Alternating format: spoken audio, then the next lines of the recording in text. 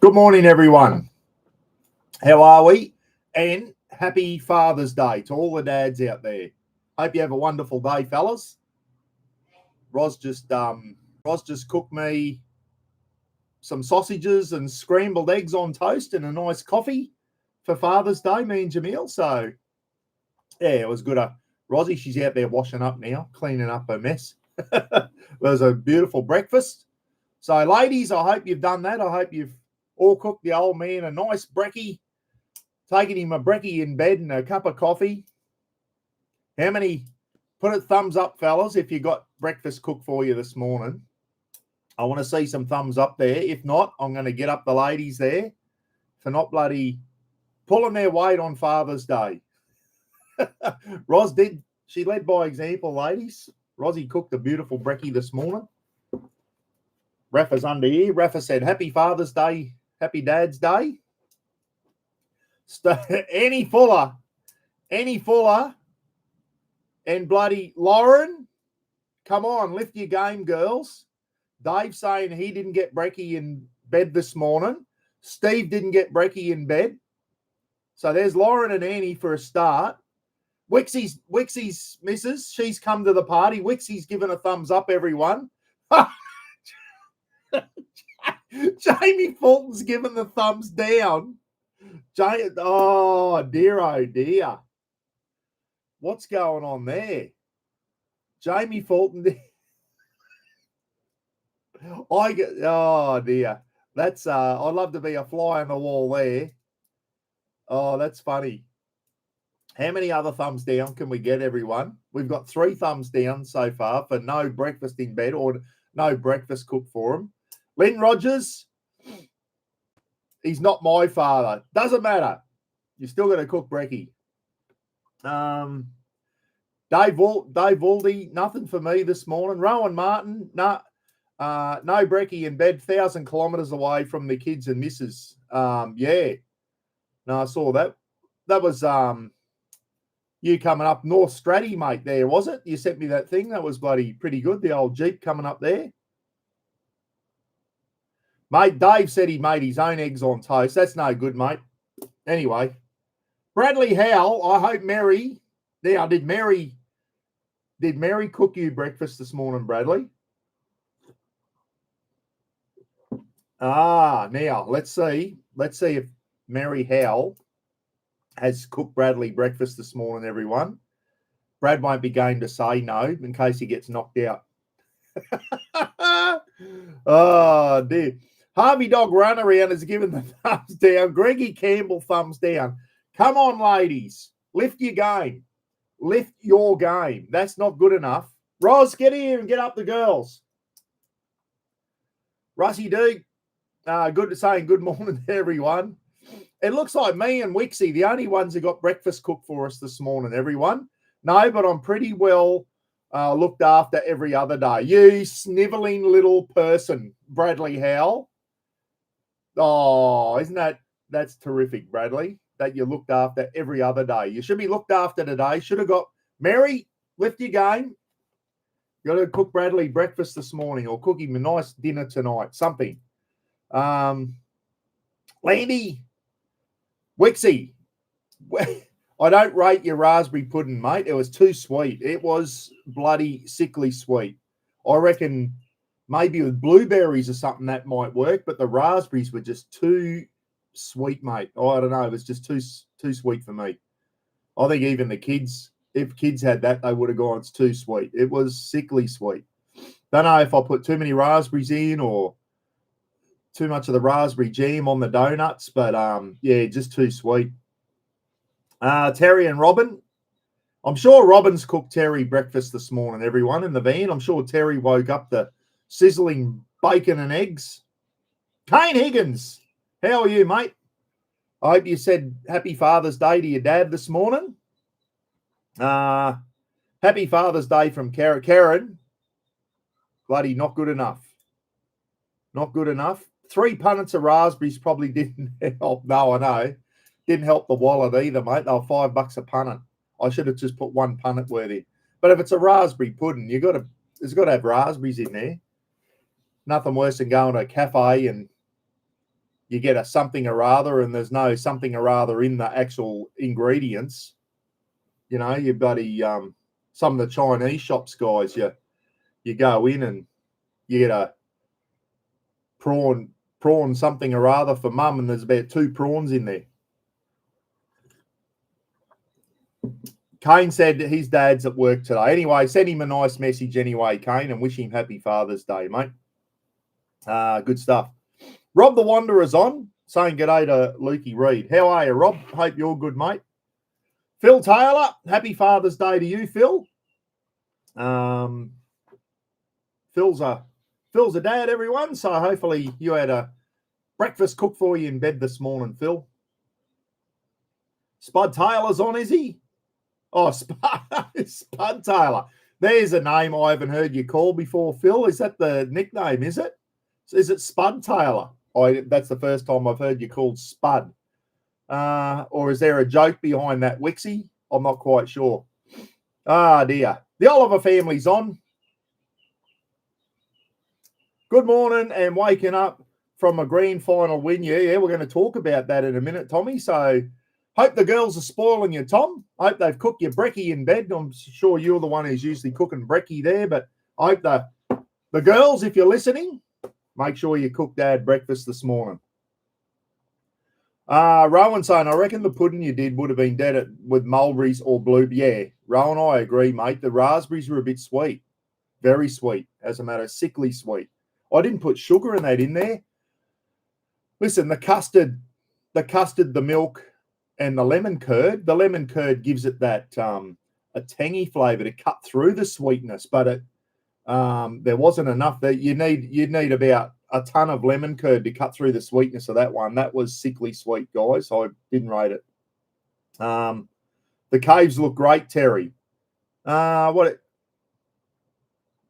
We're off this morning to my favourite place, Carcoar Dam. Never heard of that place, Terry. Carcoar Dam. 3 punnets. Yeah, but I didn't want to skimp on the raspberries, Brad. You know, like if it's a raspberry thing, you want to see raspberries in there, mate. So I didn't think raspberries were so bloody sweet. Was good when he done it.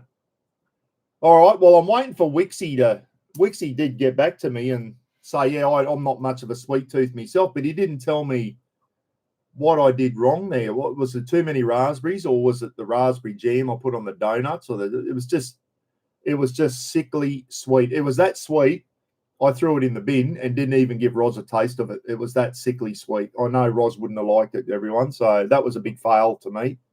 And the stir fry stuck like shit to a blanket in the wok. So it's 60 kilometres west of Orange. Okay. Well, I know where Orange is, Terry. Yeah, I've never heard of that dam, but should have used custard powder. Yeah, maybe, but yeah, custard's already done up in those things, isn't it? So anyway, I won't be doing it again. It was bullshit. It was sickly sweet. I'd rather bread and butter pudding or something like that. Even what's it called? Golden syrup dumplings isn't as sweet as what that was. Pete McMurtry getting chased south by rain now. Yeah, Pete, you're not having a good trot, mate. It only started raining yesterday. I mowed the lawn yesterday. Red dust everywhere. Geez, it was dry. And then it started raining overnight, and it's a drizzly old day today. So, yeah, I don't often say this, but it was good to get a bit of rain, actually. It was starting to get a bit too dry. Mow the lawn and red dust going everywhere. So we get a lot of rain up here, guys. But the thing is, the water drains off really quick. And if we don't get rain for a month or so, it gets quite dry. Date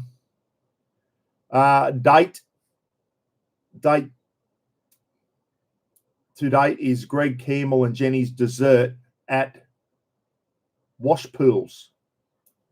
So Greg and Jenny did dessert at the Wash Pools. What was it, Landy? What kind of dessert was it, mate? Anyway, we'll get into some bloody news and that. There is no good news, guys. I've just been watching the news, and let me tell you, it's like any other day. There's no good news. It's just all doom and gloom, isn't it? There's some bloody terrible stuff going on at the moment. I'll try and keep this one kid-friendly, everyone. It's going to be hard, but I will. Yeah, sorry. Tofty's birthday on Friday, everyone. So Tofty had a birthday on Friday. I gave Tofty a quick ring, and he had a great birthday out with the family in St. George. So it was fantastic. Steve reckons Tofty would have got a new 5-pack of undies for his birthday. It's good. Nick Taylor. Good news is Broncos giving it to the Storm. Yeah, that was a good win. We'll talk about that, Nick. Broncos are looking okay, mate, aren't they? They really are.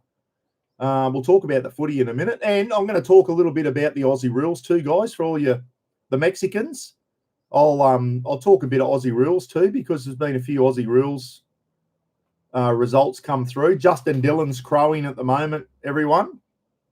So he's pretty happy. Big Trav, hey, mate, how are you? Good to see you on, mate. Dicko's Destinations. Yeah, they're looking good, the Broncos. Considering they're without a couple of their good players too, they're playing really well, aren't they? They're starting to click. This is when you want to click at bloody semi-final time. Better off camping Oz, mate. Glad it wasn't. Rob's having a chat with Dave there. Anyway, let's get into the footy scores, everyone. So, Thursday night, this is the last round of the rugby league. So, here he is. I knew he'd be on. The Geelong Cats supporter. And there he is. He's put about 1,000 cats up. Justin's crowing at the moment with all these bloody Geelong Cats. They did the Brisbane Lions pretty easily the other night. So, the Brisbane Lions are now into sudden death. And the top 4 teams in the Aussie rules, if you finish in the top 4 and you lose your first game, you get a second crack. And that's what's happened in Brisbane, everyone. And they're now going on to play, I just heard on the news, Brisbane Lions are now going to play the Gold Coast Suns. The Gold Coast won their first ever semi-final last night against Fremantle over in Perth. And they beat Fremantle by 1 point, everyone. Lauren and Buzzy, I think Lauren and Buzzy were going up from Bustleton to watch that. Lauren and Buzzy are Dockers supporters, Fremantle supporters. So they would have been travelling home pretty disappointed today, or they would have stayed in Perth for the night if they went up for it. And Lauren's a big Dockers supporter, and they got done by 1 point. So now the Dockers are out. They're gone for the year, unfortunately, for Lauren.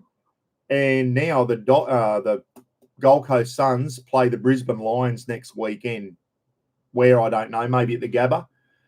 So the 2 Queensland teams are playing now, and the loser of that will be out. So the Brisbane Lions are on thin ice now. They're tipping now maybe, I don't know, Collingwood, Geelong Grand Final, or the Adelaide Crows. How are the Adelaide Crows going? Justin, keep me up to date there. All I know is that Geelong's gone through. They'll get a break next week now. They get a week off. Who won in the other top 4 game? It would have been Adelaide Crows and someone. And Collingwood. Who won that game? Who won the Crows-Collingwood game? Or has that not been on yet? So, anyway, well done to the Gold Coast. One of the newer teams in the AFL competition. And they won their first ever semi-final game against the Fremantle Dockers. So, well done to the Gold Coast. Tommy Oliver will be happy about that one. Yeah, Buck's talking about AFL. I got to talk a bit of AFL, mate, because the Mexicans get all upset and start crying if I just talk about rugby league only. So this is about the only... Oh, okay. So Collingwood must have beaten the Adelaide Crows. So now the Adelaide Crows are on wood. They get a second chance, but they've got to win now or they're gone. So the Brisbane Lions and the Adelaide Crows, they lost their first game and now they've got to keep winning if they want to go through to the grand final. So she's all sudden death now, everyone. It's all sudden death now. Once that first round's over, she's all sudden death after that. Yeah, so Collingwood. I was watching that Josiah Hine this morning, that Canadian guy. He's really embraced both rugby league and Aussie rules since he's come to Australia. And he was talking this morning. He said, he's getting right into the Aussie rules. And he said the way it's gone now, it could be a Geelong Collingwood. That could be a possibility. So it sounds like Geelong and Collingwood get a break next week. They get the week off now because they won their first game. So all the rest of them be playing sudden death. The Crows now play Hawthorn. Oh, that's the other team. Okay. The Crows now play Hawthorn. That'll be sudden death. And Brisbane have got to play the Gold Coast in sudden death. Okay. Yeah. Reece Walsh scandal. Yeah, it wasn't much of a scandal. Kane, I think Reece was just trying to be funny, and it just got beat out. Apparently, it's a brand new toilet. He was just trying to be funny. There's nothing too bad there, mate.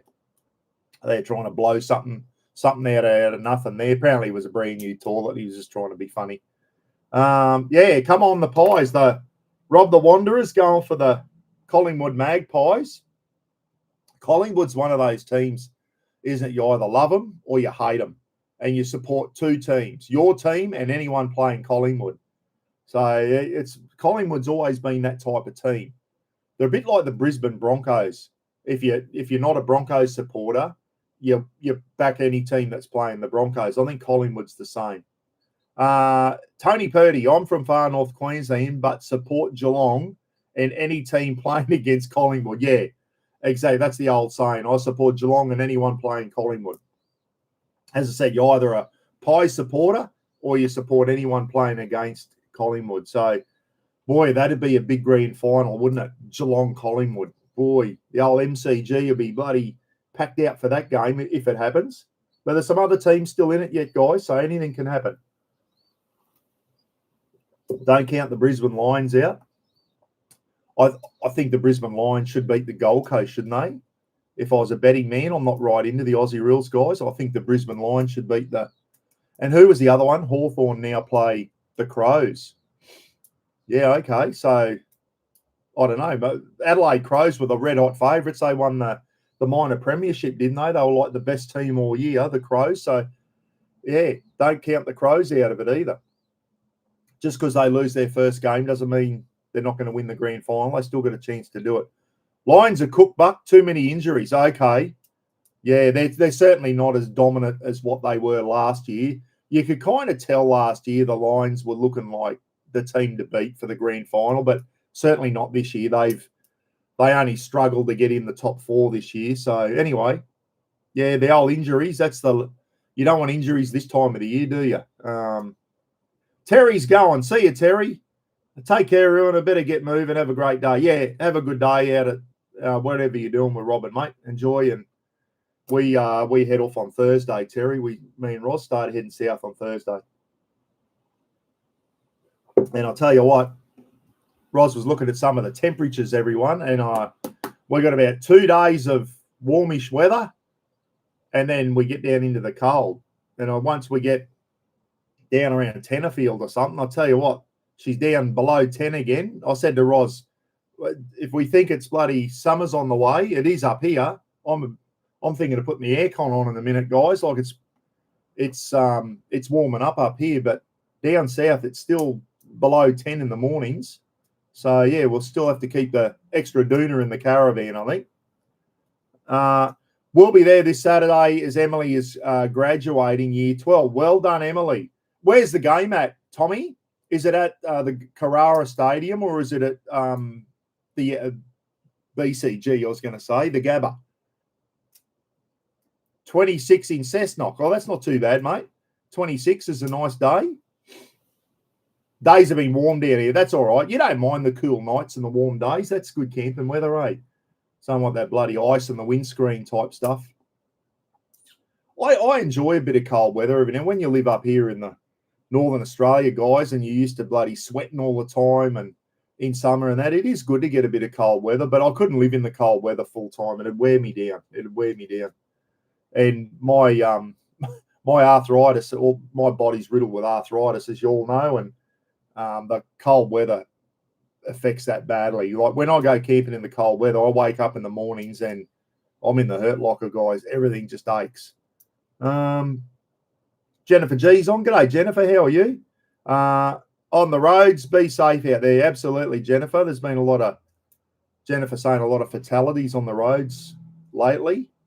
So 8 degrees here in Perth. Yeah, see, it's still cool over there, mate, isn't it? Wow. And that's the thing up here in North Queensland, everyone. our winters are very short. Yeah, like the winters down south, like you've got that real big window for camping. Up here, we have a very short window because it just doesn't stay not cold, cool for long. We had about two nights this year, I remember, where I might have put a hoodie on. 2 nights in the whole of winter where it got a bit chilly and I put a hoodie on. That was it. That was our winter up here, guys. And now I'm sitting here, I'm sweating at the moment. So, yeah. Anyway, it's 9:16 in the morning. Mind you, I'm just bloody having a coffee too. That's probably not helping. I might crank the fan up a bit higher. That's what I might do. So, Aussie rules. I've talked enough about Aussie rules. That's the most I've ever talked about Aussie rules in my life, everyone. Let's get on to the real game now. The NRL, Rugby League. So Thursday night, the Broncos cemented their top 4 position. So the Rugby League's always a week behind the Aussie rules. This weekend is semi-final time for the Aussie rules, whereas this weekend is the last round 27 of the NRL. Semi-final start next week in the Rugby League, because you always have the Aussie rules grand final, and then the weekend after is the Rugby League grand final. So it's always a good couple of weeks of the year, isn't it, where you get the 2 grand finals. So Broncos had a good win over the Melbourne Storm. They got a couple of injuries, and their halfback Jerome Hughes broke his wrist the other night, guys, and looks like he won't be around for the semi. So the Storm, talking about injuries and being cooked, I think the Melbourne Storm could be cooked, everyone. Without Jerome Hughes, I can't see him winning. Brisbane Broncos looked good the other night. They look good. And they're without Adam Reynolds. Is Adam Reynolds coming back for the semi-finals? I think he might be. They're without Ezra Mam. They're without Selwyn Cobbo.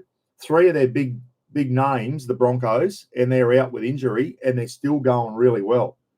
So 30-14, the Broncos. Broncos cemented their place in the top 4. Well done to the Broncos. Paulie Martin's Manly, guys, in Daly Cherry Evans's last ever game for Manly, they got up over the New Zealand Warriors, 27-26. So the old Warriors, I reckon they're going to go out in straight sets in the semi-finals, guys. So Manly 27, Warriors 26. Manly are out of the top 8. Manly didn't make the top 8, everyone. And the Warriors are. The Warriors made the top 8, and we'll go into the top 8 in a minute. This one here, this game, we needed Rozzy needed the Rabbits to beat the Roosters for the Dolphins to have a chance of getting in the top 8. It didn't happen, guys. The Roosters 36, Rabbits 6. So that ended the chances. The Dolphins play today for nothing, guys. They got no way that they can make it into the top 8 now, because the Roosters won. They can't catch the Roosters now. So the top 8's been settled, even with 2 games to go. I'll tell you what, there is a game on today that some of you boys in the chat room will be watching very closely, and we'll talk about that soon. You know what's coming, all you Newcastle boys, don't you? You know what I'm going to say, and it's to do with a big wooden thing. Righto, Panthers. Here we go. The Panthers, 40, Dragons, 20. So look out, the Panthers, guys. Penrith Panthers are in the top 8, and they just finished the year off, their last round, with a 40-point win over the Dragons, 40-20. What a good game this was. I watched this one last night. Well done to the Gold Coast Titans. 36 over the Tigers, 28. They played really well, the Titans, in the second half, which means they are now not sitting on the bottom of the ladder. So today, if Newcastle lose today, boys, they get the wooden spoon, because the Titans had a win last night. So if Newcastle lose today against Marky Lavell's Parramatta Eels, which is a fair chance, and the Eels are at home, everyone, if the Knights lose today against Parramatta, they get the wooden spoon. So it's not something anyone wants their team to get, but the Knights will get the wooden spoon today if they lose to Parramatta. The other game today, which really doesn't have a bearing on anything, is Roz's Dolphins against the Canberra Raiders. Canberra Raiders finished first on the ladder. They got the minor premiership, everyone. They were the best team all year, the Canberra Raiders. they are resting a lot of players today for the semi-finals next week. So today's a real non-event. And as it turns out, the Dolphins really got nothing to play for today, because even if they win, they can't get in the top 8 because the Roosters won. So there's 2 real non-event games this afternoon, guys. Dolphins Raiders, doesn't really matter. Ricky's resting half his team for the semi-finals. They've already won the minor premiership. They finished first on the ladder. The big one, Marky Lavelle, there'll be some banter going on down there at the moment. Marky Lavelle's Eels up against the Newcastle Knights, and if the Knights don't win, they get the wooden spoon, guys. So there you go. So here's our top 8 in the NRL for next week, guys, in the Rugby League finals. The top 8 in order: Canberra, Melbourne Storm, Canterbury Bankstown Bulldogs, Brisbane Broncos. There's your top 4. Cronulla Sutherland Sharks, New Zealand Warriors, Penrith Panthers, and the Sydney Roosters. There's your top 8. So what's the semi-finals? They've already been decided for next week, even though there's 2 games to go. They've got no bearing on the semis. Our first game is Canberra versus the Broncos. That is going to be a good game. It's in Canberra. I think Canberra might win that one. Canberra versus Broncos. Whoever loses gets a second chance because they finished in the top 4. The other game between the top 4 teams is Melbourne Storm taking on the Bulldogs, guys. Doggies got done last night, everyone. I forgot to tell you about that. The Sharks got up last night 24-6 over the Bulldogs. The Bulldogs are not looking good. And Big Russ and Brett from SMG, guys, the Doggy supporters, they're not real happy. The Dogs are not looking good. They scored 1 try last night. That was an intercept. They are not looking good at all. I think the Storm will get up over the Dogs down in Melbourne, even without Jerome Hughes. I think the Storm will lift. I think they'll beat the Dogs. So, and then in the other games, Sharks versus Roosters, that'll be a good game. The Sharks are looking good. Losers out. So this is the bottom 4 teams. Sharks versus Rabbits, Sharks versus Roosters, and the Warriors versus the Panthers. So I'm going to make a prediction here. I'm going to go Canberra to beat Broncos, Storm to beat the Dogs. Broncos and Dogs will get a second chance. I'm going to go, oh boy, I'm going to go Sharks to beat the Roosters. I'm not confident on that one. The Roosters are playing good footy. How about Marky Mark out on the wing? How good's he? And I'm going to go Panthers to beat New Zealand. It's in New Zealand too, guys. So the New Zealanders are playing over in New Zealand against the Panthers. I think the Panthers will still get them over there. So Canberra Storm, Sharks, and Panthers to go through to the next round. We'll see how we go anyway. So there's the Rugby League and the Aussie rules for you this week, guys. Put down who you can put both in, who you think's going to win the Aussie rules and who you think's going to win the thing. I'm going to go. Here we go. I'm going to go.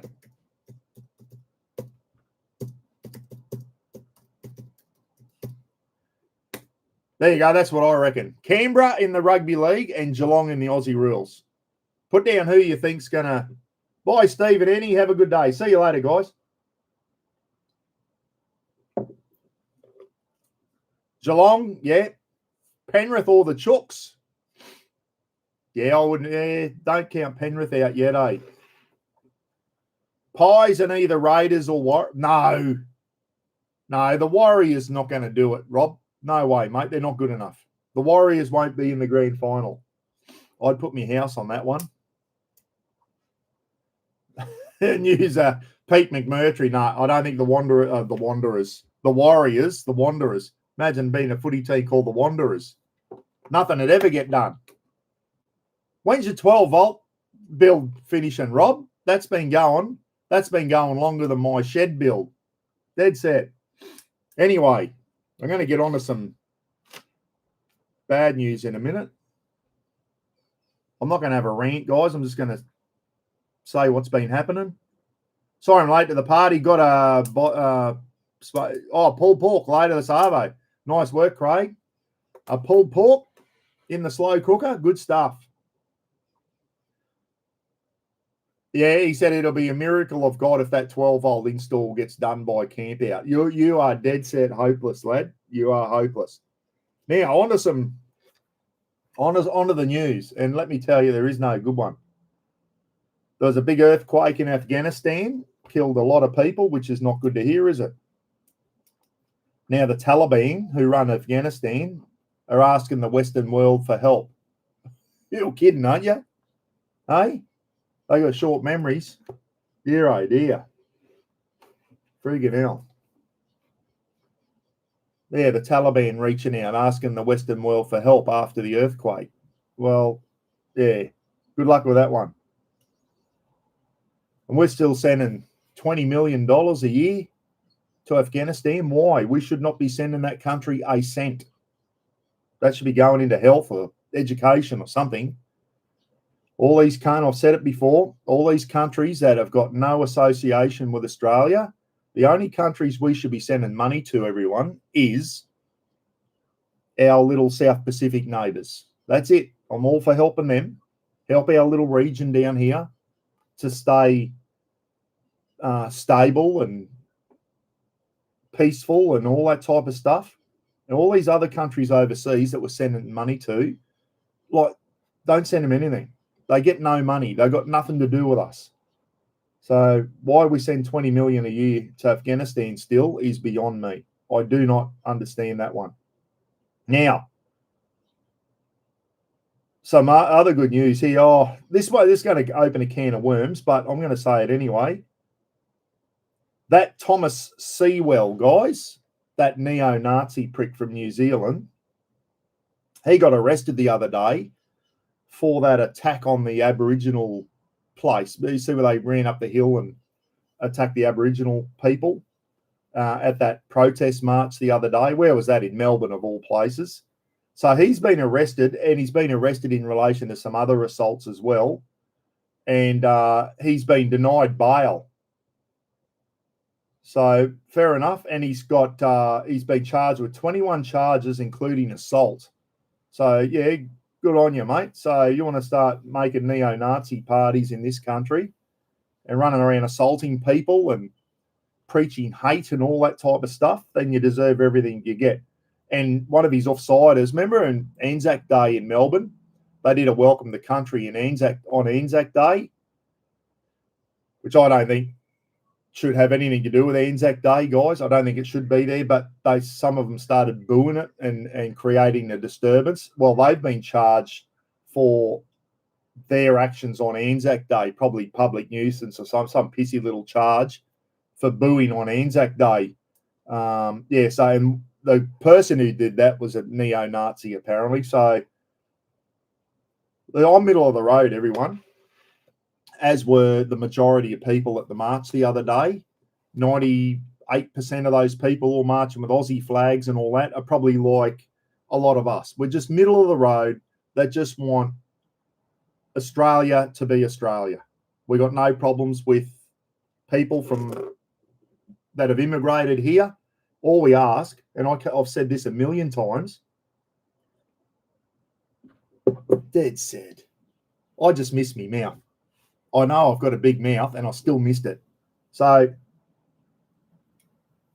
I wanted to drink that coffee before it went cold, everyone. Now it's down the front of my shirt. Bloody hell, Rafa. You want people to immigrate here. I love seeing this country has thrived on immigration. You know, back to when the Greeks and the Italians and that come out here after the war and worked on the Snowy River scheme. I've talked a million times about this, everyone. And it's what makes this country great is how multicultural we are. But all we ask is that when you come to this country, you respect our laws, respect our way of life, and try and assimilate into it. Keep your own culture, absolutely. Keep your own culture. Cook your own food and all that. When you go to the markets and you see the Thai people cooking Thai food and the Indians cooking Indian food and the Lebanese cooking Lebanese food, and you've got a choice of what the Chinese people eating Chinese food, all that type of, that's what makes this country great. Keep your own customs and traditions, but try and assimilate into our way of life. And all we ask is that you just be a good person and that you don't preach hate and all this type of shit. And certainly don't start becoming anti-Australian because you don't like our way of life. And that's why a lot of us have got the shits, is a lot of these people are coming into the country and are expecting us to change to their ways. It doesn't work like that. You change our ways. Keep your customs and traditions, but assimilate into society. I'll give you a classic example. Last year, before we flew out from Perth, I went up the Kings Park in Perth to look at the War Memorial and that up there, guys. Wonderful place. Heaps of Sudanese families in the park. And they're all sitting around on picnic rugs. They're all beautifully dressed. All the men were in trousers and shirts and the ladies in beautiful, colourful dresses. And they're all sitting up at Kings Park on picnic rugs, enjoying the views of Perth and enjoying a beautiful day, having a picnic in peace, because they've come from a country that's in a civil war. And I just thought, you know what? That's what it's all about. These families have come out here to Australia. They're sitting around on a beautiful day in a beautiful place, in a beautiful city, in a beautiful country, and they're sitting around having a picnic with each other. That's what it's about. Not running around with machetes in Melbourne threatening people like some of the other ones are doing. It's not on. And that's what I'm talking about. Come over here and appreciate our way of life and suck the guts out of this country for what it's got, and just peaceful. Their kids can go to school, have a free education if they go to a state school, practically a free education. You've got a health system there to support you. If someone gets sick, you can go to a doctor, and a lot of doctors can bulk bill and all that type of stuff. Compared to a lot of countries, we're doing it okay. And that's all we ask of immigrants, guys, is to come over and just have a great time and just be part of Australia. Contribute, get a job, contribute, keep your customs and traditions yourself, but assimilate into our way of life and enjoy it. I love seeing people knock it about. A lot of the doggy supporters in the rugby league, a lot of them are Lebanese people. And when they zoom in on the footy, you see a lot of the women wearing the habibs or whatever they're called, not the burqas, the scarf over their head, the Muslim ladies, and they've got their bloody doggies jerseys on and that. I love seeing that stuff. They've come out here and they follow the Bulldogs, they follow the footy. Probably the same thing happens in the Aussie rules. They come out here. Have a look how many Sudanese lads are playing Aussie rules now. Big, strong, tall lads, and they're making it up into the top grade in the Aussie rules. It's fantastic to see. That's what we want. We just want people to come over here and just appreciate our country, not march around with Palestinian flags and bring all your shit and all the negative stuff. That's what we don't want. We don't want that stuff. And I think I can speak on behalf of the majority, guys, is that I'm sure not too many people here are against immigration altogether. And as they keep saying, all us white fellas, if you go back, we've all come from over in Europe somewhere. I've got Irish and German and English blood in me. We all have. We all got European blood in us if you're a white fella. We've all immigrated here at some stage. Either that or they come over on the ships in 1788 and we're descendants of that. Maybe some of us are descendants of convicts that were sent here against their will. But it's turned out for the good, hasn't it? So the trouble with that march the other day, majority of people were just people like us that just want Australia back. And then you had all these other splinter groups off there. You had the far-right neo-Nazi mob who they're pieces of shit, guys. They just hate everyone. You can't have that. Oh, yeah, they might be sitting there and they don't like the Palestinians carrying on with their flags, nor do we. But they hate Jews. They hate black people. You know what I mean? They just extremists, and there's no place for that. Then you got your left-wing mob march around Palestinian flags and burning the Australian flag, which you know my views on that. So we got far left people, we got the far right, and then you got the Aboriginal people protesting their own protest. So we got all these other groups in that. This country is so divided at the moment, it's not funny. It's too divided, guys. And even in this community here, we've all got a different thing. I put up posts and you get some of the Fruit Loops coming on there. I'll talk about that soon. When I put something up on Facebook, the amount of Fruit Loops that come on there with their thinking and that, you know, but they're not the good community people. It's usually someone who I've never heard of before, or they've just come blowing in with the wind just to have their say, and then they blow out again. But that march the other day, it was good to see. Albo sticking his head in the ground, doesn't want to know about it, but I just think the majority of Australians, and I include myself in this, and probably a lot of you guys out there, we just want Australia to be Australia. And you know what I mean when I say that. We just want our country to be like it's always been. Down the middle, we accept everyone as long as you're a good person. But there's too many extremist groups getting in here now, and it's pissing me off, guys. There's no place for those pricks that run around in black uniforms. We all know who I'm talking about there. No place for them. I'll give you, here's how tough they are, guys. We had a couple come into the prison when the big swastika tattooed on their neck. Oh yeah, big tough prick, eh? Big neo-Nazi. We'll see how good you are. We throw them in a black unit. We throw them in a unit of 50 blokes, 39 or 40 of them, Indigenous lads, Aboriginal lads. So you go, here you go, mate. There's your unit. Get in there. You're in cell 45. And you go, crack cell 45. Go and put your bedding in cell 45 and then close the cell door.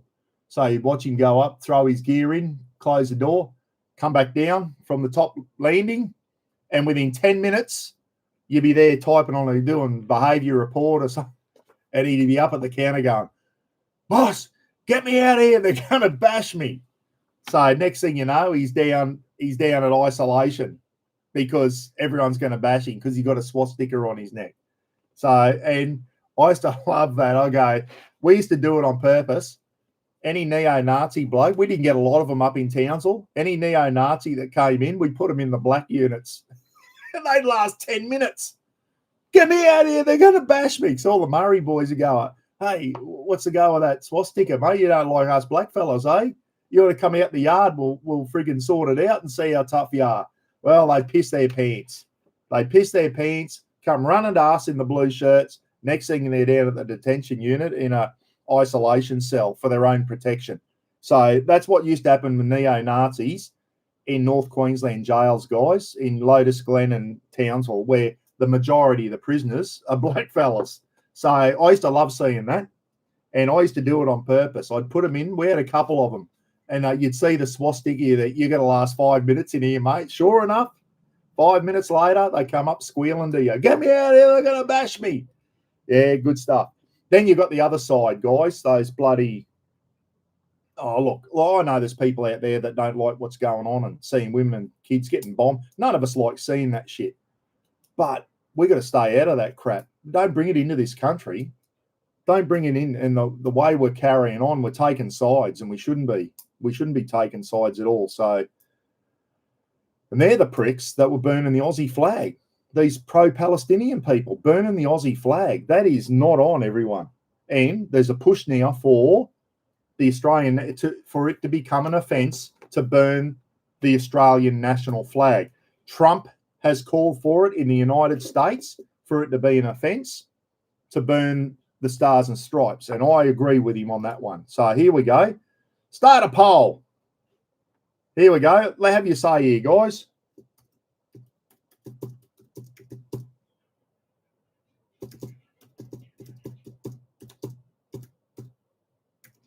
To burn the start a poll. Here we go, guys. Have your say. I'm pretty sure if this doesn't come back 100%, I'll be disappointed. Should it be an offence to burn the Australian national flag?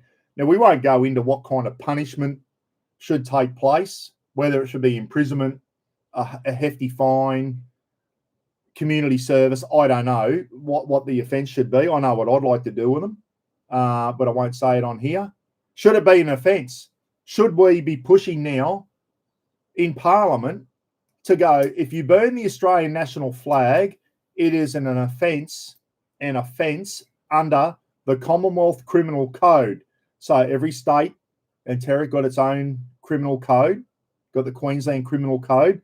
There's also a Commonwealth Criminal Code with all your federal offences, okay, threatening people over communication devices and all that's all under the Commonwealth Criminal Code. So should there be a new section in the Commonwealth Criminal Code that it is an offence, a crime, or misdemeanour, maybe misdemeanour, to burn the Australian national flag on Australian territory? If you want to burn the Australian flag in Palestine, go for it. But if you burn it on Australian territory, it should be an offence. So there you go. I think we need to push that one. Our politicians need to push hard for this. People go, it's freedom of speech. Bullshit. It is not freedom of speech. Burning a flag. That ain't freedom of speech, everyone. No way. I disagree. I'll argue with anyone over that. It is not freedom of speech burning a friggin' flag. And I'm not just talking about the Australian national flag now.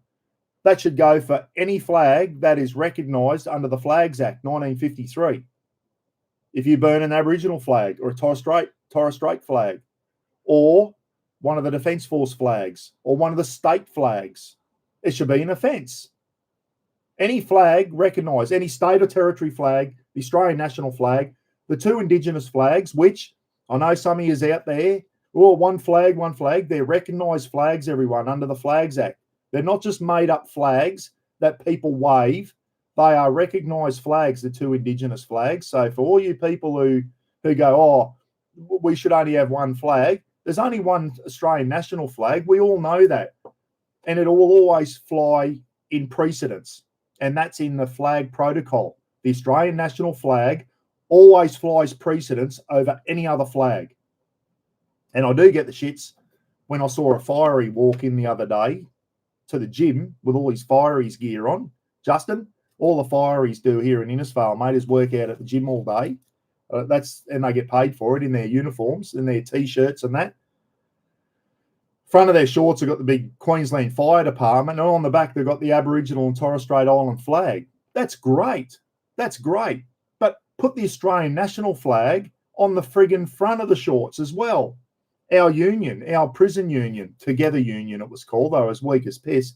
They turn up to a big union meeting once in their purple shirts, Together United and all this shit, the union thing, and they got the two Indigenous flags on their sleeve. Wonderful. I got no problem with that. But put the Aussie flag on there. Put the Australian national flag on there as well. When you go past just about any school in Queensland here, you'll see the three flags flying out the front. Maybe four flags. Some schools will fly four. Australian national flag, the state flag, and then the two Indigenous flags. Normally on the mainland, you'd have the Aboriginal flag and then the Torres Strait flag. Up in the Torres Strait, you'd probably have it the other way around. There's no precedence on those two Indigenous flags, but they're recognised flags, guys, and they can fly outside government buildings and all that type of stuff. The Buckaroony shirts, I've got the Torres Strait Island flag on the Buckaroony shirts, if you've got one. But guess what else I got there? I got the Australian national flag on there as well, guys. So the ANF flag to represent all of us, and then the Torres Strait, because Roz is from Torres Strait heritage, guys. So I got the Torres Strait flag on there. Got the bloody Aussie flag on there with it as well. I just think if you're going to fly the Indigenous flags, I got no problem with that. Fly the Australian national flag. People get up elbow for flying all three flags and standing. I got no problem with that. The other day when he was overseas, and he's like, I think when you're overseas, you should only be flying the Australian flag only. But a lot of things there showing him standing in front of the lectern. Now, you know I hate elbow, but there's times where I will stick up for the guy as well, and this is one of them. Some of the news media, especially Sky News and that, certain angles showed him at the lectern, and you could only see the Aboriginal or the Torres Strait flag. You couldn't see the Australian national flag. And then it was like, have a look at him. He's refusing to stand in front of the Australian national flag and that. Well, no, he wasn't. The photo was taken from a certain angle so that you couldn't see the Australian national flag. If the camera panned out and went left about 5 degrees, you'd see the Australian national flag behind him. But that's how they spin it. If you don't like him, they'll spin it that way. And then certain other news channels will spin it another way. So don't believe anything you see on the news, guys, because they are all full of shit. All of them. All of them. They are bloody terrible. You noticed you try and go on any of the Facebook news sites now and they close the comments, especially to do with the march and that, because they don't want normal run-of-the-mill Aussies having a say. They're trying to close us down. And that's why all these splinter groups are starting now, is because we're so divided. And that's what causes all these splinter groups to friggin' spear off and start their own agenda. Your sovereign citizens and your neo-Nazis and then your left-wing Palestinian mob and all that type of stuff. And then the Aboriginal people spear off and they're on their own agenda as well. Okay, it's just like, where's it going to stop? Pete McMurtry said desecrating the New Zealand flag is an offence, and so it should be, Pete. In New Zealand or in New Zealand territory, it should be an offence. Good on the Kiwis. That's the way it should be here in Australia as well, mate. So 97%, 3% said no. Well, there you go. So for you 3%, I totally disagree with you guys. Absolutely.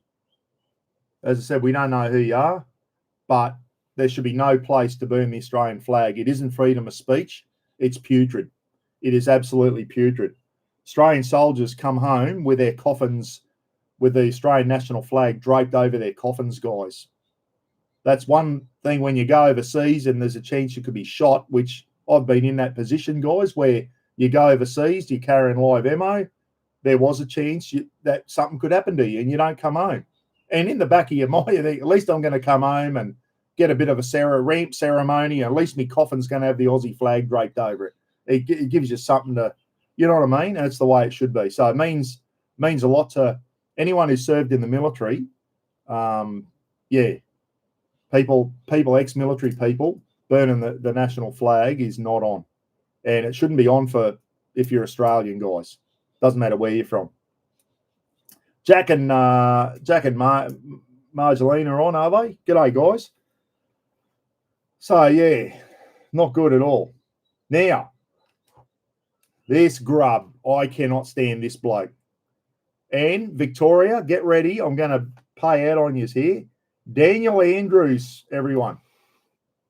Did you see that grub the other day over at that big Chinese military parade? That was disgusting. Here we are, China having a big military power parade, which was the 80th anniversary of defeating Japan in World War II. Okay, we have Victory Day here as well. But did you see who attended? Vladimir Putin, Kim Jong-un, the leader of Iran, Levashenko, or whatever his name is, that putrid Putin's puppet from, I'll think of the bloody Belarus, the Belarusian president, Lemachenko or something, okay, who was allowing the Russians to invade Ukraine from his country. That was a get-together of the most putrid people in the world. And here is the ex-Victorian Premier, and his government is still in power, Jacinta Allen. She's one of his prodigies.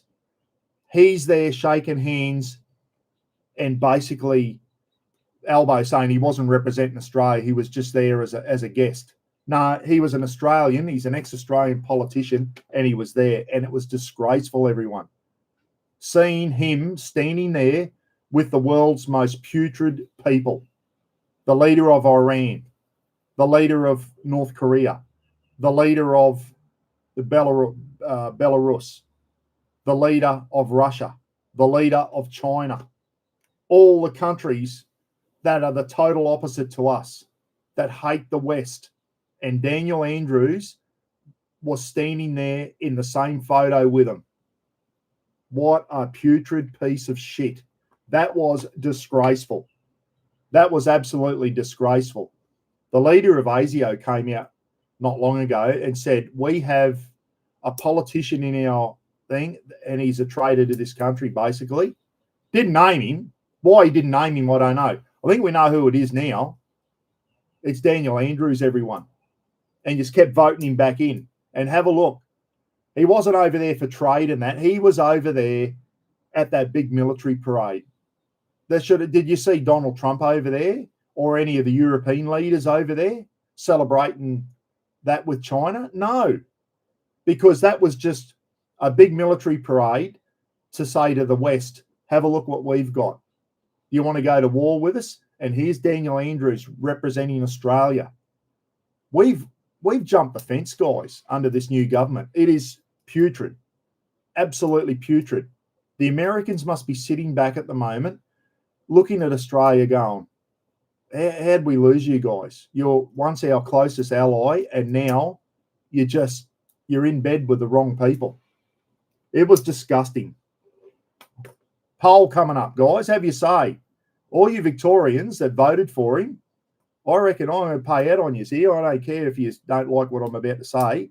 You keep voting this mob back in down there. What is going through your heads? Who voted for him? Someone must have voted for him, and his party's still in, guys. She's about to go over to China and God knows do what sort of deals, under the table deals with the Chinese. Victoria's gone rogue, everyone. Victoria has gone rogue, and they need to be reined back in. Unfortunately, the federal government that's in at the moment is just as bad as them. No one can rein them in. The rest of the country's sitting back going, what is going on down there? Who allows a high-profile Australian politician, which Daniel Andrews was, let's face it, he was a Victorian Premier for a long time, and he's over. He's over there as an Australian standing with the most putrid people in the world that hate the West. Murderers. Kim Jong-un, guys. You don't get much more putrid than that guy. Putin's not far behind him.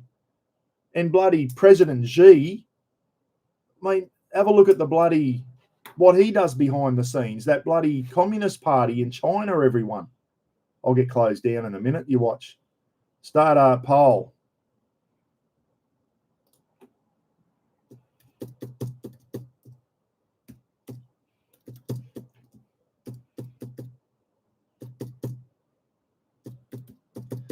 For going to that. Start a poll. What do you reckon, everyone? Do you think it was acceptable for him to be standing there with those people the other day at that parade? I felt embarrassed to be Australian. When I saw that photo, I thought, what? Coming up shaking hands like his best bungees with President Xi? And then he's standing in the same photograph as Kim Jong-un, Putin, Lukashenko, the Iranian president, all the most putrid countries on earth. And here's Daniel Andrews with a shit-eating grin on his face, standing there with him, proud as punch. Look at me. I'm hanging out with the big boys. Yeah, the big boys from the wrong side of the fence, you piece of shit. Unbelievable. And if anyone thinks that was acceptable for him to be there, and as Anastasia Palaszczuk, who was a Labor Premier of Queensland, even she said it was wrong. She said there's a line with China. Trade's over here, and then all the other shit is over here. We do not mix in this stuff because that's not what we're about. We deal with China as part of trade only. That's there's something going on there with Victoria. They're doing some shady deals with the Chinese, and we saw how they pulled on Albo, and Albo said, and Albo just washed his hands. Oh, he wasn't there representing the government. No, but you knew he was over there, mate. He's your best mate. You used to be flatmates with him. He's in the same party as you. Should have been pulling him on and going, what are you doing there? Get out of there. You can go to China and talk about trade, but you don't sit there and sit there licking their boots and going, oh, look at all the military gear you guys have got. We could be at war with these people in a couple of years, guys. And he's over there sucking up their ass. It was disgraceful. I hope the Americans, the Yanks have got to start pulling Australia in the line. Hate to say it. He's a dictator, and he was there. Yeah, they all called him Dictator Dan, and he's over there with all the other world dictators. Kim Jong-un, he's a dictator. President Xi, dictator. Lemoshenko from Belarus or whatever his name is, dictator. Who's the other one I missed? They're all pieces of shit, guys. They're human rights, like people getting killed behind Kim Jong-un. Something goes wrong, he just kills people. Oh, he's a dictator. And we've got Australian politicians there standing side by side with him. Oh, come on. They were talking about building a statue for him. Yeah, I know, mate. And here we go again. I put up a post just to get a reaction the other day about North Queensland becoming a separate state. And you know what? If you asked me 20 years ago, should North Queensland become a separate state, I would have said, no way in the world should Queensland ever be split up. Well, as time's gone on, guys, and I've lived up here for well over 20 years now. I've lived up here most of my life. If they voted tomorrow, I'd vote yes. Let's become a separate state. Just below Rocky, put a line across just below the Tropic of Capricorn, and there's North Queensland. Because we're sick of getting screwed over, guys. No money's getting spent on anything up here. No roads. Like, it's just all getting spent in the southeast corner. We generate all the income for Queensland with our coal mines and everything and tourism, and have a look at it. Nothing happens. Oh, the $9 billion been approved for the Bruce Highway. I haven't seen any roadworks getting done for years, except for a shovel of hot mix going into a pothole that washes out on the next rains. It's absolute bullshit. So I put up a thing the other day about North Queensland becoming a separate state. And you know why we want to do that? Is because we want to disassociate ourselves from some of the other putrid states, and Victoria is one of them, guys. Having a look at how some of the other states are going, they're going rogue, and Victoria is a classic example. We want a life up here in North Queensland that is the opposite of what Victoria is. We want to have relaxed laws up here, but if you break the law, look out, okay? And we just want to have a relaxed lifestyle and not be governed so much, not be taxed so much, not pay so much for electricity. Have roads that you can drive on, have better hospitals, better education and all that type of stuff, because we're not getting it at the moment, everyone. The state of the bloody roads in North Queensland are atrocious. And you go down, they're building tunnels and adding another lane between Brisbane and the Gold Coast and all that shit. Meanwhile, we're driving on goat tracks up here in North Queensland, and they wonder why we get the shits and want to go it alone. We want to bloody bring in a crocodile cull, but they won't do it because all the people down south in Brisbane, I can't shoot crocodiles. They're out of control, everyone. They need to be culled. They need to get their numbers back under. And we've been saying that for years now. No one's listening to us. That's just a minor thing, the crocodile thing. Our roads, our hospitals, and all the rest of the shit that goes on up here. It's bullshit. And then when you see how states like Victoria are carrying on, we don't want to become like that. We don't want to become like Victoria and some of the shit that goes on in Sydney and that. We want to be the opposite of that. We want to go back to how Australia used to be. And if we were our own state, maybe we can keep it like that. Get some politicians with thinking like what I'm thinking. I'm talking about the Katter Party now and some others. And bloody just have a state that feels like you're still in Australia. Not long ago, and it's been rearing its head for a while, Western Australians wanted to go one step further, and a lot of the Western Australians wanted to secede from Australia and become their own separate country. Now, when I first heard, I thought, no way, that's bullshit. You can't do that. Now I'm starting to think, you know what? The Western Australians might be onto something there. They probably over there seeing the shit that goes on the eastern states, especially in Sydney and Melbourne and those cities, and go, you know what? We don't want to be associated with these lunatics in Canberra. We just want to go it alone. We like it over here, the way life is in Western Australia, and there's a good life over there. pretty similar up northern Western Australia, pretty similar to North Queensland. They wanted to become a separate country, a lot of people. And there was murmurings that West Aussie wanted to be secede from Australia. I hope that never happens, but you can understand where they're coming from now. When you see the shit that goes on in Victoria, that state has gone rogue, everyone, and it needs to be reined in. It is embarrassing. And I know I have a joke with the Victorians. That state, I'm being serious now, that state's gone rogue, and it needs to be reined in. It needs to be reined in. And the government that is currently in, you keep voting them in. And Victorians all sit there and go, oh, well, the majority of you are voting for them. And I spoke to Justin Dillon the other day, everyone, and he said there's a fair chance that Jacinta Allen will win the next election next November again. How? How? If they're so putrid and on the nose, how are they doing it? Is it because there's so many immigrants in there that are voting for them to get in? Or is it the normal Australian people? Do they want their life to go this way, the way shit's going in Victoria? Is that how we want Australia to end up? Because it starts with one state and then it'll filter up to New South Wales. Then it'll filter up to Brisbane. Next thing you know, the whole East Coast is a bloody shambles like Victoria is at the moment, in heaps of debt.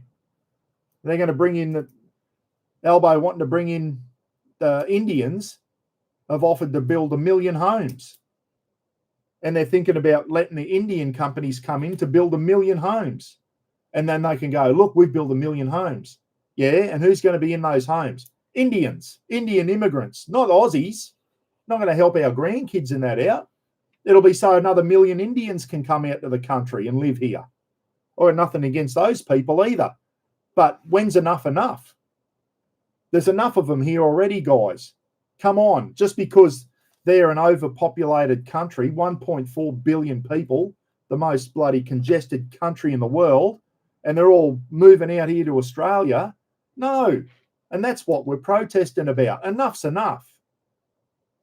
There's a limit, and we're over the limit, and it needs to be reined back in. And that's what 90% of us are all saying. We're not against immigration. We're against the amount of immigration we're letting in at the moment and the types of people we're letting in. There are some people we're letting in that shouldn't be in, guys. It's our country. We need to choose who comes in here. And we want people to come in, and this is where the Katter Party keep going. We've got nothing against immigration, but we let in people with the same values as us, same Christian values. And Robbie Katter said it well the other day. When I say Christian values, I don't mean people who go to church every week and all that type of stuff, because most Aussies don't go to church. So the Christian values means you respect other people's point of view, and you know what I mean? You just be a good person. You just be a good person. You don't go out and harm other people. You respect other people's property, other people's beliefs and all that type of stuff. But it's, I don't know, we're just letting, 185,000 a year. How can we sustain that rate? How can we sustain that? And that's what we're saying. We need to slow immigration right down. Let the country catch back up. Let the country catch back up. What do you do when you go for a run and you start running out of steam? Not that I go running much anymore. But if you go for a run and you start puffing out, what do? You slow down so you can catch your breath again. Then you can go again. It's the same with immigration. Let's slow down. Let's catch our breath. Let's let health and housing especially, let's get the cost of living back under control. Let's get onto that. And then we can start immigration coming in again slowly. And when we let people in, we let the right type of people in. We don't let people in that don't respect our way of life. And let's face it, our Anzacs and our soldiers in World War I and World War II, they all fought for this country to be the way to. Australia's always been a well-respected country with a great lifestyle, all that type of stuff. We're losing it, guys. And that's why I know most of us here, we want that type of lifestyle for our kids and our grandkids. Being able to go and get a job, get well paid, not bloody pay too much tax, not pay a premium for electricity and all that type of stuff. Have a government that tries to look after you instead of screwing you over. And that's what we want for our kids and our grandkids. I'm not talking about myself now. 60 years old, guys. Me and Roz own the house. We're on our pensions now. We've done our bit. I'm worried about my daughter and my grandkids, that they can have the same type of lifestyle that I had as a kid, because I had a great lifestyle as a kid, as we all probably did. You know, went to school, went to great schools. If we got sick, we could go to the doctor or the hospital. It's what we want for our grandkids too. But it's that type of country is just eroding away. That's the way I see it, and it's concerning, guys. It's concerning. But anyway, what was that poll there? 10% of yous reckon it was okay for him to be at that parade. That is concerning, everyone. For those 10% that reckon it was okay for him to be there, I totally disagree with you. Okay, I think it was putrid. It was wrong, sending the wrong message to our allies. It was disgraceful, and he needs to be investigated. And ASIO aren't doing their job. And the lead bloke of ASIO, he's not going to say anything to anyone because he's employed by the government and he can't go calling them out. They need to be independent. And if something's going on that's untoward to this country, it needs to be called out. That Daniel Andrews, he's a bloody danger to this country, that prick. He really is. And it's just concerning that we keep rewarding this type of behaviour. Everyone goes on, Jacinta Allen's on the... They keep voting her in. They keep voting that party back in. During COVID. Remember during COVID? Victoria was most locked down and the bloody police almost went rogue, controlling the public and all that. And this is why you've got all these neo-Nazis splintering off, sovereign citizens splintering off and all that type of shit, is because the way the government treats the people. Victoria was a classic example during COVID. And what happened in the elections after COVID? We sat up here thinking, no way, they're going to get back in. Well, guess what? They got voted back in again. Victoria voted them back in. What? Did you like being locked down for 185 days straight or something and being suppressed by your police and your government and all that? The other states did. We didn't cop it near as hard as what Victoria did. And you voted them back in. It's a strange state, Victoria, I'll tell you now. And I'm not trying to be funny now. Usually I'm being a bit funny when I say have a crack at Victoria about VB and Aussie rules. That's banter. I'm being serious now, guys. That state's got big problems. And you're bringing the rest of the country down. I don't care. If I get people offside for saying that, I don't give a shit. That's the way I feel about it. That state has gone rogue and it needs to be reeled back into line. And that's why Western Australia, no wonder they're over there by themselves and don't want to have anything to do with the East Coast. Do not blame them. I don't blame them. And then I got a lot of things about North Queensland becoming a separate state and Victoria, we'll move up there. No, we don't want you up here. We don't want your shit up here. There's enough of yous up here already in Queensland, bringing your shit up here. Right? That's why we've got 2 Aussie rules teams now, because so many of you Mexicans have moved up to Queensland. And I don't blame you, in all seriousness. I can't blame. Some of you have moved up here for the weather. Some of you have probably moved up here to get away from the shit that's going on in that state. And for those people, I don't blame you. And I know there's someone on here, I won't mention his name. He's thinking seriously about leaving the state as well in the near future because he's had a gut full of it and the way it's going. No way I could live down there. Did you see the march the other day? Out of all the marches in Australia, Melbourne had the most violent one because of all the Fruit Loops down there, the Palestinians, the neo-Nazis, Aboriginal, like too many splinter groups there. No one coming together. That's why this country is falling apart, everyone. We're too divided at the moment. And it comes down to we've let the wrong type of people into the country that have divided us. What's the old saying? Divide and conquer. That's what the government's doing to us, everyone. They're dividing us because they want to conquer us. And I'm starting to sound like one of these bloody... I used to think my son was he used to be very anti-government and all that. And I used to have some big arguments with Phil going, you're a Fruit Loop, mate. You're bloody... I'm starting to think the same way now. I'm starting to sit back and go, you know what? Maybe all these sovereign citizens and all that shit, no wonder they're going like that because of how putrid the government is. I know the government, doesn't matter who's in, we'll always disagree with things that they do. they're on a hiding to nothing. We'll never agree with everything the government does. But at the moment, it just feels like everything they're doing is going against the Aussies. You speak to anyone who's owned their own business in here, Phil Taylor, I'll mention your name, mate, a builder, gave it away because it was just becoming too hard. It was like everything was against him.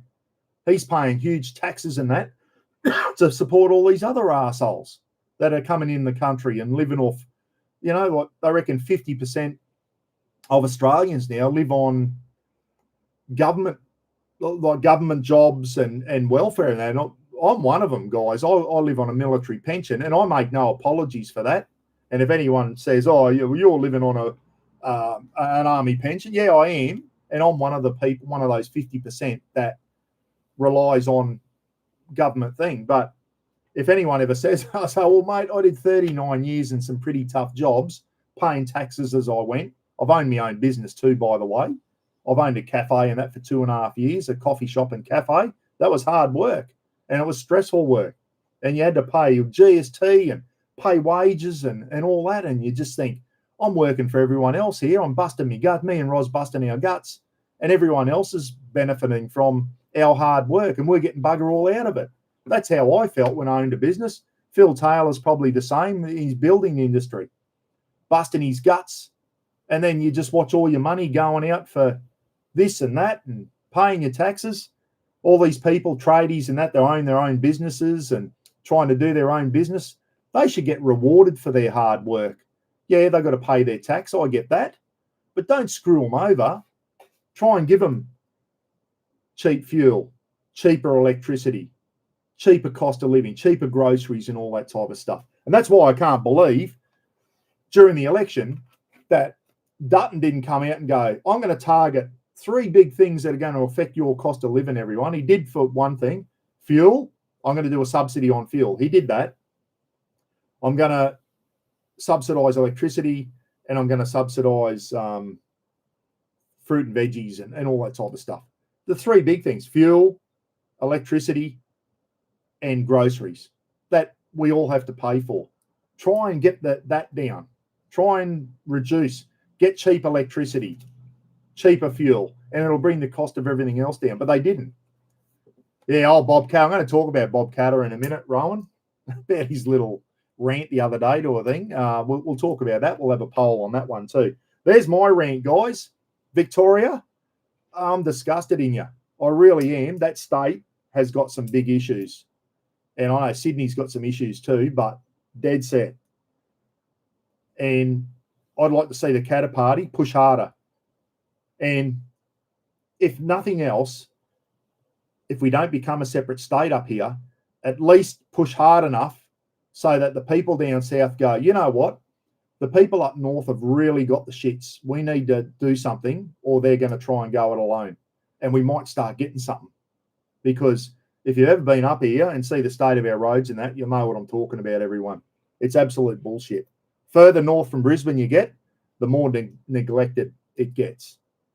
Don't get me wrong, our hospitals and that aren't run down and fallen into the ground and all that. I'm not talking about that. I'm just saying that it could be a lot better than what it is. Okay? That bloody Olympic Games in Brisbane should never have gone ahead. I think that's going to embarrass the whole country. So anyway, that neo-Nazi bloke's been arrested. Good shit. As I said, there's no place in this country for that hate and racism. Far right, far left, get rid of it. All right? There's no place for it. Respect everyone's, respect everyone. That's a good way to do it. No matter what colour their skin or what religion they are or whatever, just respect everyone. Just be a good person. The trouble is some of these people with different ideologies and religions and all that coming over here are expecting us to change. Well, guess friggin' what? I ain't, and I never will. I ain't changing for yous. And as I said, government needs to rein that shit in, or we're going to see a lot more splinter groups starting to form. All right? Because these sovereign citizens are becoming a big problem, everyone. There's a lot of them out there. There's a lot of Fruit Loops out there starting to develop their own beliefs on how things should go. You're probably thinking I'm one of them. I still think I'm pretty well down the line. You have a look at the 4 police officers that have been murdered in the last couple of years, the 2 Queensland ones and now the 2 Victorian police officers that were murdered. sovereign citizens. Yeah, so we need to rein that shit back in. Big time. Hope they catch that prick. I hope he doesn't make it to court, everyone. They still haven't found him. I hope he doesn't make... Are those soggies, Special Operations Group? Do your job, boys. Find him and make sure he doesn't make it to court, please. He doesn't deserve to go to court, because I'll tell you now, if he makes it to prison, he's going to be a hero to the other prisoners. Don't let him get there, guys. Don't let him get there. He's a piece of shit. Put a small lead ball in his right ear, as Rodney Rood say. He needs to die from lead poisoning. I'll leave it at that. Hey, can you see... Is Lorna on? I shouldn't say that. I'm dobbing him in. See that in the background, guys? You can see my white Akubra on my GoPro. Me and just where me 3 pictures are. One of me in my cop uniform. There's a big long black thing there. That was sent to me from Victoria, everyone. Thank you so much. It's a Gerber brand too, because Victorians aren't allowed to. I was going to show you, and I thought, nah, there's probably something on YouTube where you can't hold one of them up. You know, I got banned for holding a replica rifle up once, and they just shut me down straight away. And I was going to show you that one there, the old Gerber machete. And I thought, no, I'm not going to wave that around either. I might shut me down over that. But anyway, that's made it up here from Victoria, because you aren't allowed to have them down in Victoria anymore, because a certain race of people running around hacking everyone up with them. So they said, we'd rather give it to you, Buck, than bloody throw it in a recycling bin and have it get melted down. So thank you for that. You'll see me. I've got to practice with it, because it's a lot longer than my army machete, and I don't want to take my fingers off when I'm husking a coconut next, but it's a beauty. Anyway, it's a Gerber brand. They're the ones that they're running around with down there. Speaking of which, here we go. Melbourne again. It was on the news this morning, everyone. A 12-year-old kid and a 15-year-old kid stabbed to death in Western Melbourne. I don't know the story behind that. My God, what is going on in this country, and in particular, that state? People getting hacked with machetes, stabbed to death. That's the type of shit that's going on in this country now. Like, friggin' hell. That's preventable, guys, that shit. This next one isn't, I guess. A surfer's lost his life on the northern beaches of Sydney. Bloody shark attack. So rest in peace to that poor fella. Went out for and there's the other thing too. You look at the comments, and instead of people going, oh, you know, condolences to the family, sorry to hear that, mate, rest in peace or whatever, and what a terrible... 90% of the thing were, oh, he shouldn't have been in there. He's in their domain, he's in their water. They live, everyone knows sharks live in the water. Like, we all know sharks live in the ocean, guys. But do we need 90% of the comment section on Facebook to come in and just sit there and go, oh, he should have known better. He knows sharks live in the water. Like, bloke's just lost his life, guys. There's probably a wife and kids and a mum and dad and that are without their father and their husband and that because of a terrible thing getting taken by a shark. We've all swum in the ocean, haven't we? We've all, I'm sure everyone has had a swim in the ocean. It could have happened to any of us, but you don't expect to go for a swim in the ocean and get eaten by a shark. And it happened. It was a terrible bloody thing to happen, guys. Everyone bloody, how many Australia's brought up on surfing? Here we go. Here's a poll. That's just how putrid Facebook is now, guys. I'll tell you now, when I throw this YouTube stuff in, guys, that'll be it for social media. I'm only on Facebook because I need to let you know what's going on with the Buckaroony. Once the Buckaroony channel goes, that's all over. You won't see me anywhere near Facebook. I got off Facebook for a while, come back. It was the worst thing I ever did, I think, because it's just putrid. Start a poll. Have you ever swum in the ocean? Start a poll. That should be a capital H. I didn't put a capital H there, guys. Have you ever swum in the ocean? I have, many a times. Have you ever swum in the ocean, guys? Well, we could have all been eaten by a shark, I guess, at the end of the day, couldn't we? We could have all been subject to a shark attack. But 90% of the people in the Facebook comment section seem to feel the urge that they want to pay out on the surfer now because he was in their domain having a surf. I think everyone's entitled to think you can go for a surf in the ocean and not get eaten by a shark. We all know it's a possibility, but it's a pretty slim possibility. But it seems to be happening more and more often. Why is that, guys? Why is that happening?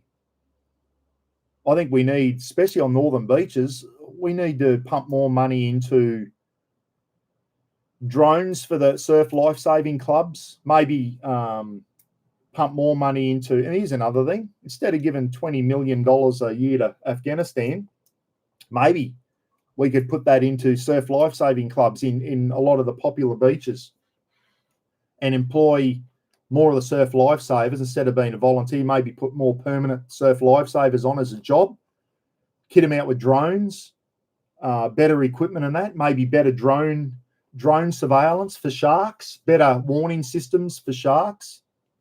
Apparently that shark that may have hit that guy was tagged and they knew he was in the area. Apparently there's apps coming up saying, oh, there's a tagged shark within 5 kilometers of this beach. Well, that doesn't mean there's some non-tagged sharks about 200 meters offshore either. Not all the sharks out there have got tags in them, guys. I'm sure for every tagged shark, there's about 9 others that aren't tagged. So better, yeah, all my life, exactly right, Pete. Maybe we needed better drone coverage and all that of our popular beaches and that. It's just a shame, the guy went for a surf, as a lot of us have done. I've never surfed in my life, but it's certainly gone for a swim. How many people that live on the coast in Sydney and along the coast of Australia, Perth and all that, go for a swim in the morning? You just go for a swim, not expecting to get eaten by a shark, everyone. So flake tastes great. Yeah, there you go. Yeah, then they go on about, sharks are numbers are dwindling and that. They reckon you can't go out on the Barrier Reef now and pull a fish in because of the amount of sharks out there. You can't get a fish into the boat without it getting sharked every 5, but the taxman getting your fish. That doesn't happen to me, but I got a lot of mates and that go out the reef and you say, how'd you go? Yeah, got onto a few, mate. Just got sharked, had to move. Couldn't get a fish to the boat. Keep getting sharked. So it's a popular thing. Yeah, have a look at Ready Man saying, have a look at the tiger sharks being caught at the Urangan Pier in Harvey Bay. The world record tiger shark was caught off Harvey Bay by Vic Hislop many years ago. It was 5 and something meters. Massive tiger shark caught off Harvey Bay. Yeah, they're around. Don't worry about that. Up here in Queensland, you got the tiger sharks, and then from New South Wales down, you got the great whites and that. It's like bloody hell. I think I'd like to take me chances with a tiger shark over a great white. Those great whites are next level, aren't they? They are scary, bloody things. There you go, Ready Man. A croc at Maryborough. Yeah, the Mary River's got crocs in it now, mate. Yeah. There was always an unwritten thing. Crocodiles, once you get south of Rocky, you're safe for crocodiles. Not anymore. They're getting down there. And they saw one some fishermen saw a croc on their sounder in the Noosa River not long ago, and they're going to go, oh, no, it wasn't a croc. It was frigging a croc, all right. Nothing else that shape. Some fishermen, father and son, went over and went, oh, look at that. Big croc on the bottom. The sounder picked up shape of a crocodile. And then they went out, oh, we couldn't see it. It can't have been a crocodile. Well, yeah, it could have been. They sit on the bottom for ages. Jennifer G, a lot of sharks. Yeah, there's a lot of sharks everywhere now. Anyone who thinks sharks are a bloody dying species of thing are full of shit. Great whites are protected, guys. Their numbers are out of control, and shark attacks seem to be getting more and more common on the news now. Have you noticed that? Shark attacks are becoming almost a regular thing. So maybe we need to start knocking a few of them on the head too. We need to start knocking crocs on the head. I know that for a fact. There's too many of them. I'm not for wiping them all out, but let's get the numbers back down into, they're almost in plague proportions. Not Northern Territory proportions, but they're getting pretty bad.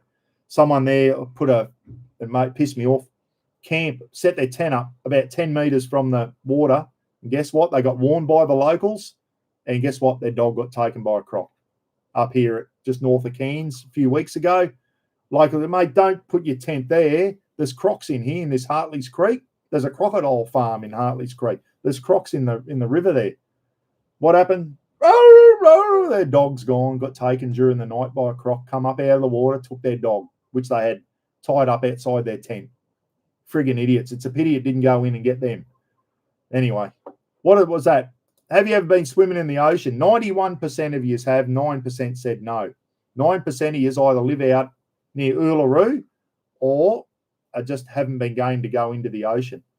I must admit, when I go down to, you don't swim in the ocean up here, everyone, for a very good reason. Maybe around Townsville where the stinger net and that is, and there's a lot of people. You'll see some people having a swim there in the stinger nets, but you just don't go in and splash in the ocean up here for crocodiles. And in summertime, box jellyfish, they're even more dangerous than crocodiles. You get tagged by a box jellyfish, you're in deep shit. But when you go down south, it's beautiful to have a dunk in the waves. I enjoy it. But you certainly want to go in and not get snaffled by a bloody great white shark when you're down there. So anyway, that's about it for the day. Father's Day, everyone. All you dads out there, have a wonderful day, fellas. Have a beer, go out, whatever you're doing, have a wonderful day. End poll, 91% of you have had a swim in the ocean. The other 9%, you big sooks, get in and have a go. Go and have a swim in the waves. It's bloody beautiful. Yeah, I must admit, I used to go swimming over in Perth, and I was always looking around, there was a couple of shark attacks. One guy got taken by a great white at one of the real popular beaches at North Cottesloe. And he was walking out of the water. He'd been in for his swim, and he was waist deep walking out from his swim, and it hit him. Ripped one of his legs off, and he was dead before they got him to shore from lack of blood. A big great white got him. I was over in Perth when that happened, and I remember seeing the boats all patrolling around Cottesloe and whatever, looking for that shark, big 5 metre-y, and they never ever got it, just swam back over and whatever. So, and 2 days after that shark attack, they were starting at the SAS Regiment, they were starting a water operators course, and I think they had to swim across to Rottnest Island or something, or swim around Rottnest Island, and that is part of their water operators course and whatever. 2 days after, there's still a 5 metre great white out there somewhere unaccounted for that had just ripped someone's leg off, and they're starting a water operators course. I would have withdrawn from that course. I would have gone, I'm out. I'm not doing this course. You can stick it in your ass. So, yeah. 9% may be living inland and never been near the ocean. Yeah, Ray, I'm sure there is. There's people that have probably never been to the ocean. Well, yeah, last poll before I go, everyone. Roz has got to go shopping in a minute, so start a poll. Have you ever seen the ocean? There might be people that live out in Cunnamulla and have never been out to the ocean in their life. This might sound like a silly question, but if we get 5%, 5% of you may have just lived in the country your whole life, never even gone for holidays to the coast. So have you ever seen the ocean? I live near the ocean up here in North Queensland, guys, and even as a kid, we lived out in West Queensland for school holidays. Mum and Dad used to take us to Maroochydore or somewhere, go to the Sunshine Coast or the Gold Coast. We used to come in from Cunnamulla, which was a long way out west, and we'd spend a week and have a swim in the waves and all that, and play on the beach and all that. That was your big family holiday for the year, was to go out to the ocean. So, 100% of yous at the moment have seen the ocean. 9% of yous have got to as far as the beach and gone, that's as far as I'm going. I am not going in that water. You can stick it in your ass. So anyway, yeah, have a safe drive, Buck and Roz. Yeah, we head off on Thursday, everyone. Thanks, Lukey. See you there, mate. Looking forward to seeing you all down at the Camping with Mates event. It's going to be good. I'll get the caravan out, start getting the caravan ready, start hanging a few shirts up in the cupboard and doing all that type of stuff. Might fill the water tanks up today, get ready. And then Thursday morning we head off. We're just doing about 5-6 hours a day, everyone, and get down into the colder weather. And hopefully the weather will be all right down at Clarence Town there. Hopefully it's not too cold. Hopefully the rain will stay away for the event. It's going to be a really good event. Pizza's on the Friday night, I think, and be good just to sit around and have a beer and have a chat with a lot of you good people that are coming on there. So, yeah, once again, happy Father's Day to everyone, guys. Yeah, 100% of you have all seen the ocean.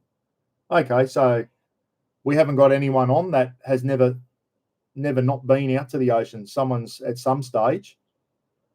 I think it'll be, look who's just come on, everyone. Gidgy Gorilla. You idiot. I'm just about to go. So, yeah, looking forward to catching up, Phil. Absolutely, mate. So it's going to be good. Some good people going to be there. And I know it's just going to be good to have a look around. And me and Roz are looking forward to, we're catching up with Gidgy north of Newcastle for a few days before we head down to the event. So we get down to the event and then me and Roz are going to come home inland. Then we haven't really planned a route home, but we're going to take a week or so, a week and after, and just putt our way back home inland.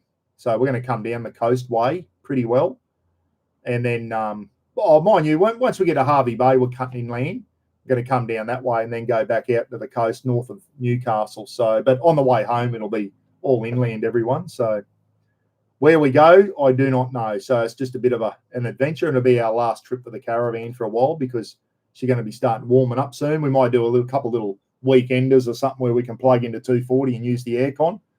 So it's getting pretty warm up here now. Is Gidgy bringing any merch down? I don't think so, Newey. I think he's just coming down to bloody come to the camp. I don't think Ken's got a lot of merch left now, mate, to tell you the truth.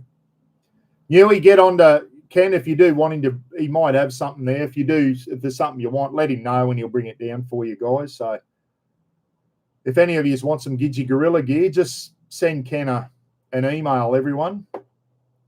He might be able to bring it down.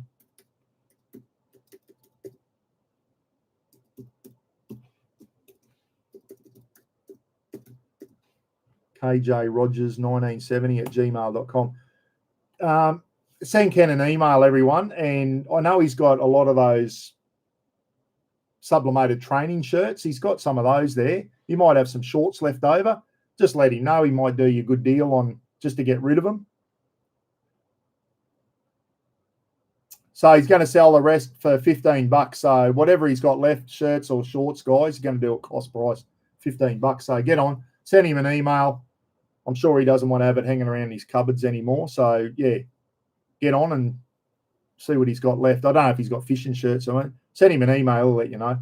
The traffic is a shit fight on the sunny coast to the Goldie. Yeah, Ray, because it's overpopulated, mate. I keep saying that. That southeast corner of Queensland is too overpopulated. They go on about building housing. You know, we want to build 1 million houses and that. Where are they all getting built? In the cities. As if our cities aren't big enough already. Start developing the country towns a bit more. Let's get population out into the country towns. Let's get rural Australia rocking and rolling again. Our cities are too big as they are, guys. We don't want Sydney and Melbourne and Brisbane to become like Beijing or whatever. Like, honestly, they're big enough as it is. We don't want them any bigger. Let's start developing our rural areas. Let's start pumping some money into there. But they won't. They'll keep jamming everyone into the big cities, which is why I live up here. It's another reason I want North Queensland to become a separate state. What about Bob Catter threatening to put one on the chin of that journalist, guys? That's what I told you I was going to talk about, Bob. Silly old prick, Bob. Shouldn't have done it. Like, they're making some good memes out of that now, aren't they? Oh, don't you dare, and that. I've knocked people out for saying that. Anyway, but Bob went one. He walked over to him and clenched his fist. Shouldn't have done that, Bob. That wasn't on. That was pretty unprofessional. And one of either Robbie or Shane Canoe should have said, "Hey, Bob, settle down, mate. You're like, it's all good and well to make a bit of a scene, but yeah, he just went a bit overboard there. Obviously, you didn't see everything. That journalist was poking the bear, and he got a response from Bob. But Bob shouldn't have walked towards him clenching his fist, guys. That's not a good look for a politician. Yeah, you get up him, but yeah, Bob went a little bit too far on that one. A little bit unprofessional. So, yeah, got to be a bit. When you're a politician, you've got to be a bit more sensible than that. Anyway, hey Buck, you're going to do a trip to Gossan Station. Going there for 8 nights, all my kids and their. Yeah, that's down near Ingham there, mate. I remember having a look at that. There's a couple of them down there. That Gossan Station does look nice. Not too bad at all. I'll get there one day. Don't worry about that. So, yeah, Cat is a champ. Yeah, and this is the thing. You got Pauline and Bob Catter and all them out there bloody saying all what I'm saying, guys. Anyone can get up and criticise the government, but the only people who can change things is us by not voting for them. But our voting system sucks here in this country. How you can get in and still run the country with 30% of the vote is beyond me. It's bullshit. But anyway, that's for another live feed. I don't like the way this country's going, guys. I'm disgusted with it. I'm disgusted with it. I don't like the current government. You all know that. I think we've been let down. And it's not just this current government. I think it's been since Howard left. I think we've been on a decline. And it's been going like that. And now we're tipping right over the edge now. It's sad to see. Anyway, I know a lot of you disagree with me. I don't care. This is my channel. I'll say what I want.